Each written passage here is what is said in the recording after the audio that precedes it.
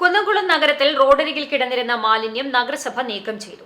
നഗരത്തിൽ പഴയ സാധനങ്ങൾ ശേഖരിക്കുന്ന മാനസിക വെല്ലുവിളി നേരിടുന്ന വയോധിക കൂട്ടിയിട്ട മാലിന്യമാണ് നഗരസഭ പൊതുജനാരോഗ്യ പരിസ്ഥിതി പരിപാലന വിഭാഗം ഉദ്യോഗസ്ഥരുടെ നേതൃത്വത്തിൽ നീക്കം ചെയ്തത്. മാനസിക വെല്ലുവിളി നേരിടുന്ന വൃദ്ധയാണ് നഗരത്തിന്റെ പലയിടങ്ങളിൽ നിന്നായി ശേഖരിക്കുന്ന പാഴ്വസ്തുക്കൾ യേശുദാസ് റോഡിൽ കൊണ്ടുവന്ന് നിക്ഷേപിച്ചത്. നഗരസഭ പലാവർത്തിയായി മാലിന്യം നീക്കം ചെയ്യാൻ ശ്രമിച്ചെങ്കിലും വൃദ്ധയുടെ പ്രകോപനത്താൽ ശ്രമം ഉപേക്ഷിക്കുകയായിരുന്നു. കുന്നംകുളം നഗരത്തിന്റെ വിവിധയിടങ്ങളിൽ ശുചീകരണ പ്രവർത്തനങ്ങൾ കൃത്യമായി നടക്കുകയും സമാനമായ മാലിന്യക്കൂമ്പാരങ്ങൾ നീക്കം ചെയ്ത് പൂന്തോട്ടങ്ങൾ നിർമ്മിക്കുകയും ചെയ്തെങ്കിലും യേശുദാസ് റോഡിലെ മാലിന്യത്തിന് പരിഹാരം കാണാനായില്ല എന്നുള്ള വിഷയം ദൃശ്യമാധ്യമങ്ങളിൽ ചർച്ചയായതിനെ തുടർന്ന് ആരോഗ്യ വിഭാഗം ദ്രുതഗതിയിൽ പരിഹാരം കാണുകയായിരുന്നു.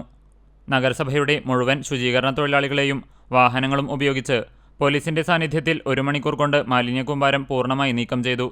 മാലിന്യങ്ങൾ ഗ്രീൻ പാർക്കിലെത്തിച്ച് തരംതിരിച്ച് സംസ്കരിക്കുകയും വില ലഭിക്കാവുന്ന പാഴ്വസ്തുക്കളുണ്ടെങ്കിൽ അത് ഹരിതകർമ്മസേനയുടെ സഹായത്തിൽ വിൽപ്പന നടത്തുകയും കിട്ടുന്ന തുക മാനസിക വെല്ലുവിളി നേരിടുന്ന വൃദ്ധയായ സ്ത്രീക്ക് തിരികെ നൽകുമെന്ന് പൊതുജനാരോഗ്യ പരിസ്ഥിതി പരിപാലന വിഭാഗം അറിയിച്ചു.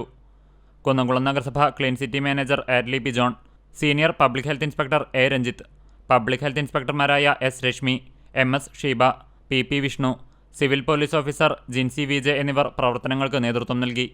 CCTV news Kunnamkulam.